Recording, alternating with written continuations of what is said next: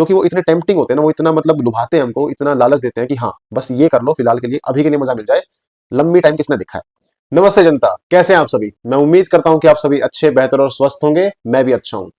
मुझे आज एक बात बताओ, ऐसी क्या चीज है जो तुम्हें लाइफ में सक्सेस, तुम्हारी 90% बिल्कुल गारंटी करती है कि हाँ तुम्हें सक्सेस मिल जाएगी। सोचो।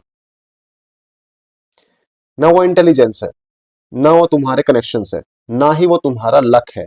वो है एक ऐसी स्किल, एक ऐसी एबिलिटी जो हम हमेशा इग्नोर करते हैं, अवॉइड करते हैं उसे, पर वही हमारे लाइफ पर इतना गहरा असर डालती है कि हम उसे समझ नहीं पाते। और वो चीज है डिसीजन मेकिंग एबिलिटी। तो हाँ, आज की वीडियो में हम इसी बारे में बात करने वाले हैं और हम समझने वाले हैं कि डिसीजन मेकिंग एबिलिटी कैसे इंपॉर्टेंट होती है। तो सबसे पहले हमें यह समझना जरूरी है कि हमारा जो लाइफ है वो किसी एक डिसीजन से नहीं अफेक्ट होती है, ना वो एक डिसीजन से बनती है। वो बनती है हमारे डेली लाइफ के जो डिसीजंस होते हैं, चाहे छोटे हो बड़े हो, और कितने लंबे टाइम से हम वो डिसीजंस लेते आ रहे हैं। आज जिस भी तरह की आपकी लाइफ है वो काफी हद तक बनी है जैसे आपने डिसीजंस लिए हैं उनसे। तो जब इतने इंपॉर्टेंट हमारे लाइफ के डिसीजंस होते हैं, हम सोचते हैं कि हमें क्या खाना है, किसके साथ बैठना है, कैसे कपड़े पहनने हैं, कहाँ जाना है, कितने बजे जाना है, किससे मिलना है, कौन सी नौकरी करनी है, कौन सा सब्जेक्ट पढ़ना है, किस कॉलेज में जाना है। अब इतनी चीजें हमारे डिसीजन से ही बनती है। पर कभी भी हम रुक कर ये सोचते नहीं कि हमारा प्रोसेस है क्या डिसीजन मेकिंग का, हम कौन से स्टेप्स फॉलो करते हैं व्हाइल टेकिंग अ डिसीजन। ठीक है, तो इसी प्रॉब्लम के बारे में आज हम बात करने वाले हैं और हम बात करेंगे आज के इस पार्ट में। So I welcome you to the first part of decision making series, जिसमें हम बात करने वाले हैं कि कंपाउंडिंग इफेक्ट क्या होता है। तो फॉर एग्जाम्पल, जैसे कंपाउंडिंग होती है इन्वेस्टमेंट में, हम स्मॉल इन्वेस्टमेंट करते हैं जो टाइम के साथ साथ बढ़ जाती है और हमें एक बड़ा प्रॉफिट ला के देती है। ठीक है, वैसे ही जो हमारे डिसीजंस होते हैं डेली लाइफ के, वो डेली अगर हम डिसीजंस अच्छे लें तो लंबे टाइम के बाद वो हमें फायदा पहुंचाते हैं, और अगर लंबे टाइम तक हम गलत डिसीजंस लें तो वो हमें नुकसान भी पहुंचाते हैं। अच्छे फायदे कैसे हो सकते हैं? फॉर एग्जाम्पल, तुमने सोचा कि मैं डेली एक पेज रीड करूंगा। एक पेज रीड करते करते अगर तुम 25 दिन, 50 दिन, 100 दिन तक करते हो, तो तुम देखते हो 100 दिन के बाद तुम्हारी वोकेबुलरी वो काफी अच्छी हो चुकी है, तुम्हारी सेंटेंस फ्रेमिंग अच्छी हो चुकी है, तुम अच्छे से बात कर पाते हो, अच्छे से खुद को एक्सप्रेस कर पाते हो।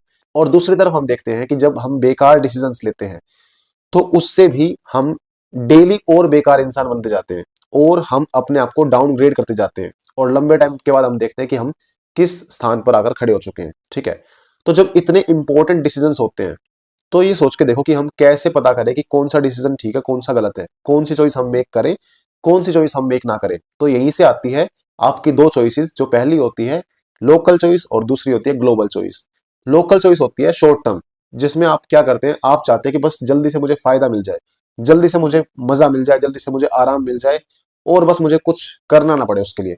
मुझे अगर उसके लिए मेहनत करनी पड़े, उसके लिए मुझे कुछ चोट खानी पड़े, उसके लिए मुझे अगर खुद को तोड़ना पड़े, वो ना करूं, बस मैं मुझे शॉर्ट टर्म प्लेजर मिल जाए, मैं उसमें खुश हूं। तो शॉर्ट टर्म प्लेजर में फिर उसके रिजल्ट्स भी ऐसे होते हैं, आप शुरू शुरू के लिए थोड़े टाइम के लिए खुश रह सकते हो, पर लॉन्ग टर्म में फिर आप अपना कितना नुकसान करोगे, आप वो फिर आगे आने वाले टाइम में ही देख पाओगे। अगर इसके उल्टे में बात करें ग्लोबल चॉइस की, तो ये होते हैं ऐसे डिसीजंस जो आपको अलाइन करते हैं विद लॉन्ग टर्म गोल्स, और उन डिसीजंस के साथ में जो आपको बताते हैं कि आप लंबे टाइम बाद अपने आप को क्या बनते हुए देखना चाहते हैं। फॉर एग्जाम्पल, तुमने सोचा कि भाई मैं आज से 10 साल बाद खुद को एक्टर देखता हूं बनता हुआ, तो तुम अभी से उस लाइन में जाने के लिए जितने भी स्टेप्स होंगे वो फॉलो करोगे सीरियसली। डजेंट मैटर कि तुम्हें वहां पे कितने रिजेक्शंस मिलते हैं, तुम्हें कितना नीचा दिखाया जाता है, तुम्हारे कनेक्शंस काम आते हैं नहीं आते हैं, तुम्हें कितना स्ट्रगल करना पड़ता है, पर जब तुम देखते हो कि लंबे टाइम तक तुम लगे रहे, तो तुम आज के कंपैरिजन में आज से कुछ साल बाद काफी अच्छे प्लेस पे होगे, ये गारंटी होता है। तो ग्लोबल चॉइस के जो रिजल्ट्स होते हैं वो भी ऐसे होते हैं। शॉर्ट टर्म के लिए तुम्हें हो सकता है कि सेक्रीफाइस करना पड़े शॉर्ट टर्म प्लेजर्स का, पर लॉन्ग टर्म में तुम्हें काफी फायदा होगा, ये गारंटी होती है। और इतना लॉन्ग टर्म गोल्स के बारे में जानने के बाद भी, जहाँ पे हम जानते हैं कि लोगों को लॉन्ग टर्म गोल्स ही पसंद आते हैं, वो चाहते हैं कि हम अपने आप को कुछ बेटर बनता देखें, स्टिल हम जाते हैं शॉर्ट टर्म प्लेजर्स की तरफ, शॉर्ट टर्म गोल्स की तरफ, और पेन अवॉइडेंस की तरफ। क्योंकि वो इतने टेम्पटिंग होते हैं ना, वो इतना मतलब लुभाते हैं हमको, इतना लालच देते हैं कि हाँ बस ये कर लो फिलहाल के लिए, अभी के लिए मजा मिल जाए, लंबी टाइम किसने देखा है, आज से 10 साल बाद क्या होगा, 5 साल बाद क्या होगा, 2 महीने बाद क्या होगा, किसने देखा है हम कल कल मर जाए। ठीक है, तो इस तरह के रीजन भी देख के तुम्हारा मन जो होता है वो तुम्हें लुभाता है और तुम्हें ड्राइव करता है शॉर्ट टर्म गोल्स की तरफ। और तभी यहां से एक तुम्हारा एक टर्म भी आता है, बिहेवियरल साइकोलॉजी में होता है, जो होता है डिले डिस्काउंटिंग, जिसमें हम देखते हैं कि इंसान ज्यादा वैल्यू किसको देगा? उन रिजल्ट्स को जो उसे जल्दी मिलेंगे, इन कंपैरिजन टू वो रिजल्ट्स जो उसे कुछ टाइम बाद मिलेंगे। तो इंसान चाहता है कि उसे शॉर्ट टर्म गोल्स रखे वो, और उसे शॉर्ट टर्म प्लेजर्स मिलते रहे, पर वो कभी भी नहीं जाएगा लॉन्ग टर्म गोल्स की तरफ। दिमाग में तो उसके है कि मुझे लॉन्ग टर्म गोल्स चाहिए, मुझे लंबे टाइम तक टिके रहना है, कोई काम करना है, मुझे अपनी बॉडी बनानी है, मुझे कोई नौकरी लेनी है, मुझे ऐसे बनना है, 5 साल बाद में खुद को ऐसा देखता हूँ। पर जब तुम उसके डिसीजन देखते हो तो वो उसके डिसीजन बिल्कुल बेकार होते हैं, और शॉर्ट टर्म्स में वो खत्म हो जाते हैं, और वो शॉर्ट टर्म में खुद को खुश मानता है। बस वो शिकायत करता रहेगा, पर खुद के अंदर चेंज नहीं लाएगा। अगर तुम्हारे लॉन्ग टर्म गोल्स हैं तो तुम्हें हमेशा जाना है ग्लोबल चॉइस की तरफ, लॉन्ग टर्म गोल्स की तरफ।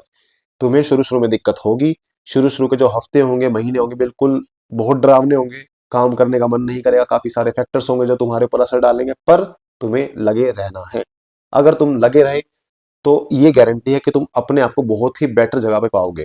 कई लोग तो डिसीजन मेकिंग से इतना घबरा जाते हैं कि वो चाहते हैं कि वो कोई डिसीजन ले ही ना, और सबसे बड़ी गलती यही होती है, क्योंकि वो फिर फंस जाते हैं अवॉइडेंस ट्रैप में। जब वो डिसीजन लेने को मना कर देते हैं कि मुझे कोई डिसीजन लेना ही नहीं है, तो अब सोच के देखिए कि उस इंसान ने अपने आप को लिमिट कर लिया कि मैं डिसीजन लूंगा ही नहीं। और ये समझता नहीं है इंसान की डिसीजन ना लेना भी एक डिसीजन ही होता है। फॉर एग्जाम्पल, अगर आप डिसीजन लेते हैं तो या तो आपके पास अच्छा रिजल्ट आता या फिर गलत आता, जो बुरा होता, नेगेटिव होता। पर जब उस इंसान ने डिसीजन लिया ही नहीं, तो वो यहाँ का यहाँ रहा। हो सकता था वो यहाँ निकल जाता, हो सकता था वो यहाँ आ जाता, पर जब उसने डिसीजन लिया ही नहीं घबराने के कारण, तो वो यहीं रह गया। और हो सकता है कि वो इतनी दयनीय स्थिति में हो, इतनी बेकार स्थिति में हो कि उसने अपना और नुकसान कर लिया। तो यहां पर आपको समझना है कि आपको डिसीजंस को एज अ बर्डन नहीं समझना है कि हमारे ऊपर हमारा कुछ नुकसान हो जाएगा, हम और नीचे गिर जाएंगे जहां पर है। हो सकता है कि पॉसिबिलिटी हमेशा होती है कि आपका डिसीजन आपके लिए अच्छे साबित होंगे या बुरे साबित होंगे। अगर आप इन्फॉर्म्ड डिसीजन लेते हैं, कॉन्शियस होकर डिसीजन लेते हैं, तो काफी हद तक ये पॉसिबिलिटी होती है कि आपके डिसीजन अच्छे होंगे। थोड़ी पॉसिबिलिटी तब भी है कि नेगेटिव हो सकते हैं, पर कॉन्शियस और अच्छे और इन्फॉर्म्ड डिसीजंस हमेशा आपको आगे बढ़ाने वाला काम करेंगे। पर डिसीजन ना लेना, ये इस तरह का है कि आपने अपने आप को एक कमरे के अंदर बंद कर लिया और सोचा कि मैं इस कमरे से बाहर निकलूंगा ही नहीं। ये काफी डरावना होता है। तो आपको ये समझना है कि आपको डिसीजन मेकिंग को, डिसीजन लेने को, आपको कभी भी अपने ऊपर बोझ नहीं मानना है कि मैं, मेरे साथ बुरा होगा, ऐसा होगा, वैसा होगा। आपको डिसीजन लेने को समझना है एक तरह की अपॉर्चुनिटी, कि आपके पास एक अपॉर्चुनिटी है। अब ये अपॉर्चुनिटी आपको फायदा पहुंचा सकती है और नुकसान पहुंचा सकती है। पर आप अगर सोच लोगे कि भाई नहीं, ये तो इससे मुझे नुकसान ही होगा, तो आप अपना और ज्यादा लॉस कर रहे हो। ठीक है, तो आपको समझना है कि आपको डिसीजन मेकिंग को बर्डन ना समझ के अपॉर्चुनिटी समझना है, ताकि आप कुछ और बेटर कर सके जहां पर अभी है, और उससे अच्छा कर सके। समझ में आया? आज की वीडियो में हम बात करेंगे इसी चीज के बारे में, और नेक्स्ट वीडियो में मैं बात करने वाला हूं कि क्या किया जाए जब आपका माइंड आपका दुश्मन बन जाए, या फिर जो आपका एनवायरनमेंट वो ऐसे फैक्टर से भरा हो जो आपके डिसीजन मेकिंग को नेगेटिव तौर पर प्रभावित करे। ठीक है, तो stay tune for the next video. कल ही वीडियो आएगी, और तब तक के लिए नमस्ते, ख्याल रखिए।